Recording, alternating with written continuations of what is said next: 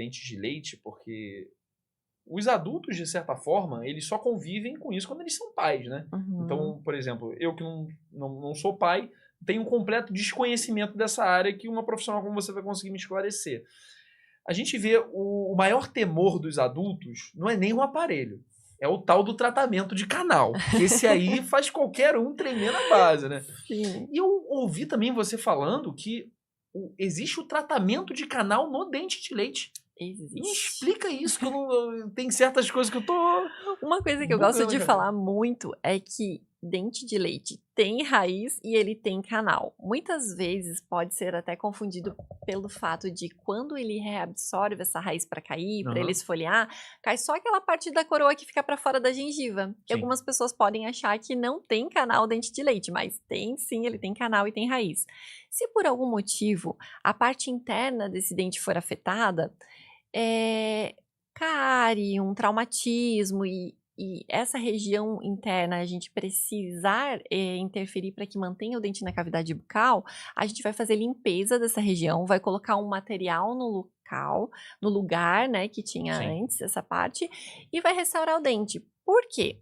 Porque a gente vai tentar manter esse dente até perto da época dele esfoliar. Ele lembra, reservando aquele lugarzinho ali na cavidade bucal. Então, se a gente tá guardando o lugar. Então, assim, se for um período que claro, a gente vai levar várias coisas em consideração, mas se a gente vê que vai demorar para ele esfoliar, é interessante a gente fazer esse tratamento de canal. A gente vai ver quanto tem de raiz, se é restaurável depois. Então, tem uma série de fatores a serem analisados, mas se faz sim. Se a gente puder manter o dentinho de leite ali na cavidade bucal, a gente vai fazer para manter. Isso deve dar uma dor absurda na criança também, tanto quanto no adulto ou não. Nos casos onde acontece a pulpite, que é quando tá aquela inflamação e parece que o dente tá latejando, esses casos a gente tem uma presença de dor mais acentuada. Sim.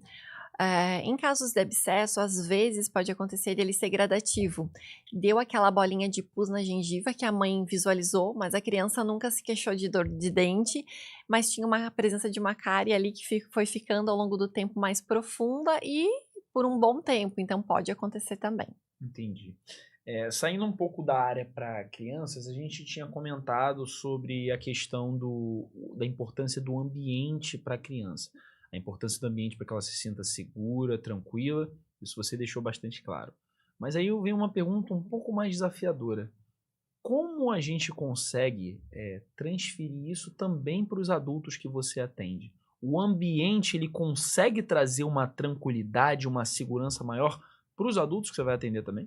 Também, eu tenho muitos adultos que têm medo de dentista, que confessam pra mim, e até por isso procuram o meu atendimento. Como eu falei, a gente Mas não você vai... não dá brinquedo pra eles não, né? Não, a gente não vai trabalhar com esse lúdico de mostrar e tal, mas eu vou explicando. Normalmente eu vou explicando o passo a passo, eu vou deixando esse paciente seguro. A conscientização, no caso, é o que torna a pessoa mais tranquila. Sim, sim. A gente vai trabalhando para que ela não tenha essa ansiedade na cadeira. Nesse caso, o ambiente ele passa a ser algo talvez meio secundário e a conscientização seja, olha, eu vou fazer tal procedimento, ele vai doer moderado, ele pode doer muito, eu vou te dar uma anestesia, talvez até tomar uma decisão junto com ele de falar assim, olha, tem um procedimento que ele pode doer muito, você prefere tomar uma anestesia, né? Se eu prevejo que vai doer muito, com certeza a gente vai dar uma anestesia.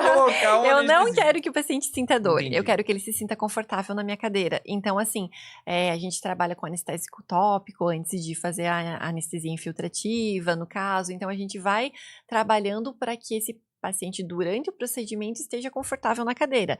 Claro que, como você comentou, questões do ambiente também influenciam. Sim, como, por exemplo, eu tenho televisão no teto, a vista do meu consultório é para o mar, então...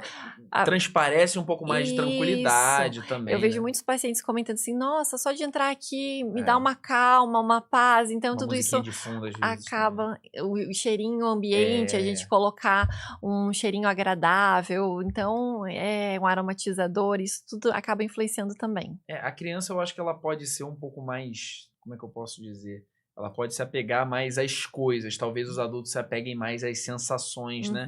As crianças dão um brinquedo, um pirulito. Eu lembro que eu chegava na minha dentista quando eu era pequeno. Se eu tivesse sem cara e sem nada, ela me dava um pirulito. Eu já prefiro alguma coisa tipo brinquedo, algum outro outra recompensa. Entendi, uma recompensa, não um doce.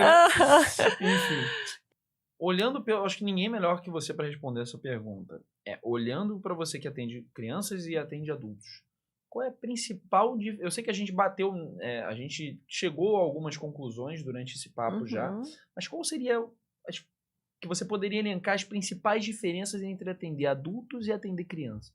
Eu acho que essa questão do lúdico, então, assim, é o grande diferencial, né? Então, a gente tem, claro, diferenças anatômicas Sim, claro. de dente de leite para dente permanente, quantidades, enfim, problemas diferentes, né?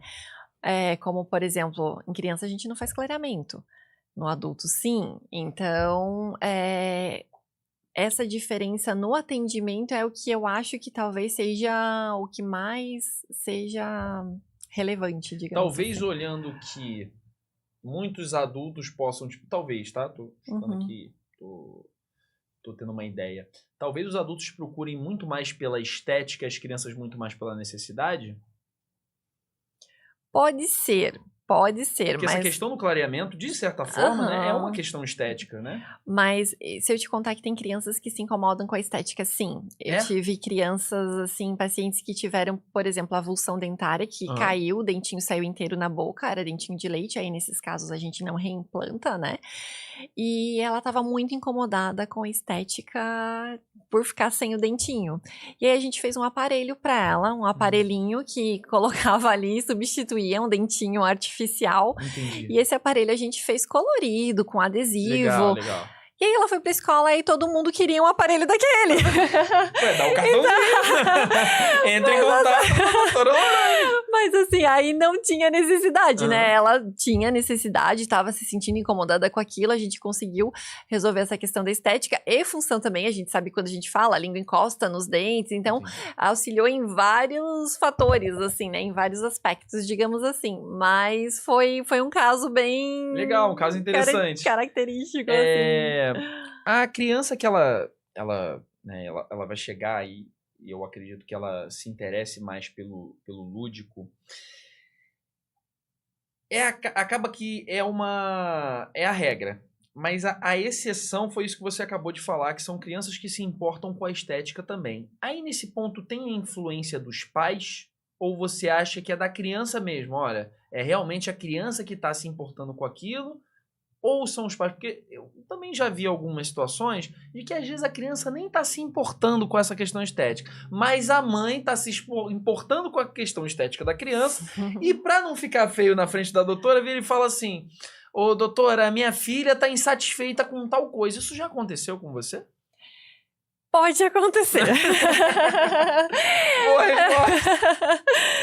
Às vezes, tem mães que realmente se incomodam com alguma questão estética. Às vezes a gente tem algum defeitinho de formação no esmalte, por exemplo, que dá uma mancha, dá uma alteração e o dente nasce com isso. E às vezes é tão pequeno, a gente conversa com a mãe, às vezes não é necessário fazer nada, né? Quando esse defeito ele é bem sutil, digamos assim. Claro que defeitos mais graves a gente tem que fazer algum tipo de intervenção. Às vezes é no molar, a gente não tá com uma quantidade de esmalte bastante reduzida, enfim. Mas, de forma geral, a gente acompanha. Peraí, não vai embora não. Se você acabou de assistir esse corte, dá o like, comenta, interage aqui com o vídeo para ajudar a gente e dá uma olhada aqui no canal de corte. Se você gostar de outro, acompanha, ver se te interessa ver mais alguma coisa. E claro, o episódio completo desse corte que você acabou de assistir está disponível já no canal oficial do podcast Bússola Profissional. Te espero lá.